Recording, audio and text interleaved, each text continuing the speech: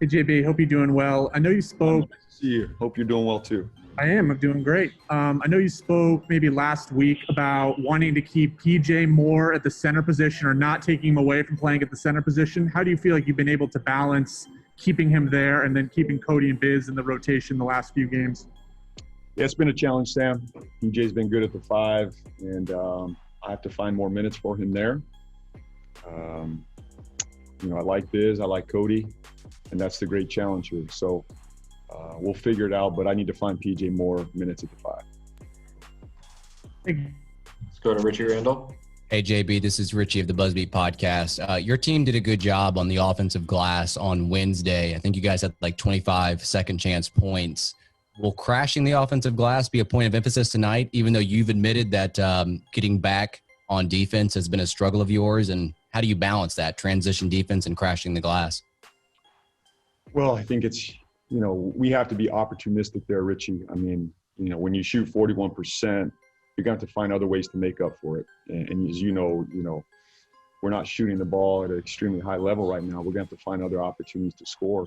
And we have guys that have a knack for it. So I've got to continue to allow those guys to be who they are, while still understanding that the priority is to get back. But if you see opportunity to go get extra ones, we have to go get those and allowing those guys to do that. So it's a balance, Richie. I think turning some of the guys loose a little bit more is advantageous for us than keeping our discipline of when I don't have an opportunity to get back, sprint back on defense. But our transition D really has to improve as well. I mean, it's one of those areas I'm trying to find the balance of scoring and getting back on D, and we have to find that balance. Obviously, making shots helps because you're getting back, but we'll be opportunistic.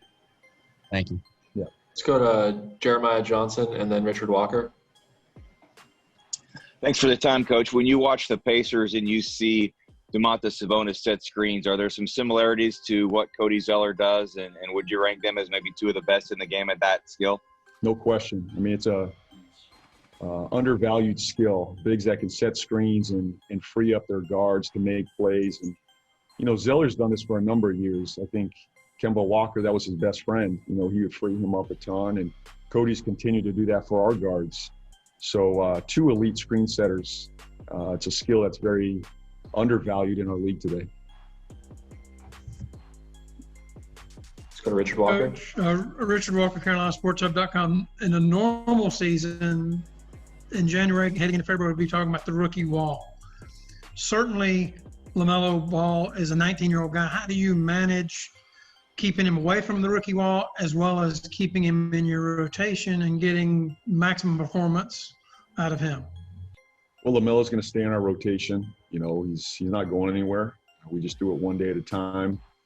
I'm not going to give him an excuse or a rookie an excuse for hitting a rookie wall. Obviously, we know that does happen at times, and it's a challenge. He's 19 years old. This is the first time he's done this. He's never played a full season of organized basketball like this at the highest level. So this is new for him. I will manage him. I'll talk to him. I'll coach him. And, beyond that, I expect him to keep growing and getting better every game. Let's go to Raphael Haynes. Hey, Coach Raphael from a three-point conversion.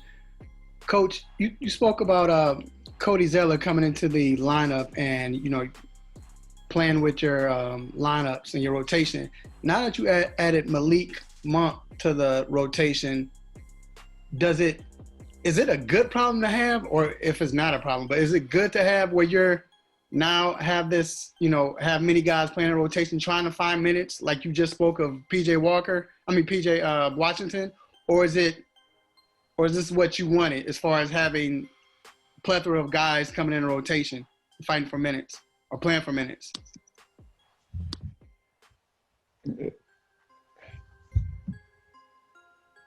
I think I'm understanding your question. I mean, we have a number of guys we can play. Certain guys have to separate themselves to stay in the lineup. And there's certain guys that are going to stay in the rotation. They've solidified themselves in the rotation. And there's some other guys that are going to have opportunity to hold on to a rotation or minutes. And there's guys that are going to have that opportunity now. I think for the most part, everybody on this roster, for the most part, other than our young bigs have had a crack at this thing. So, look, this is not a math equation that's going to get solved in 2 minutes or one game. This is a math equation that's going to get solved over time. It's looking at the big picture and trying different lineups and things, and we'll figure it out. Everybody wants an instant answer right now, and look, my hope is to find that, but right now with our roster, the way it's set, it's going to take some time, and I'm going to look at different lineups, different players. There's a group that is going to be consistently in the lineup, and there's another group that they're going to have to keep earning it to hold on to minutes. That's the bottom line. Wrap up with Rick Bonnell. JB, I know there was a very technical reason that you needed to bring Nick back to Charlotte. Is it inevitable that he will end up with a Swarm again? Can't speculate, Rick. I don't have that answer today. My hope is that he gets some minutes over there, unless he's playing here with us. But we have to have 12 guys on the roster. He's the one guy back with us. My hope is to get him some more minutes in Orlando, if it presents itself. So it's not a given.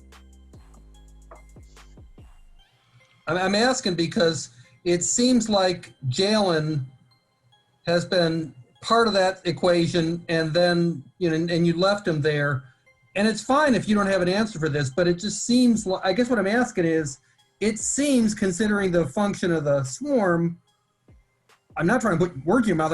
I'm just trying to figure out what's going on with Nick being the guy who was back up. We have to have 12 guys. You have to pick between Jalen, Nick, and Vern, correct?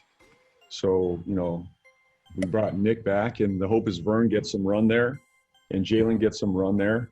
If we have to bring Jalen back, we'll bring Jalen back. But I want to get Jalen, some run here. He's a guy that can help us down the road, and I want to keep him active and moving. And doesn't mean Jalen will be there the whole time, and it doesn't mean Vern will be there the whole time.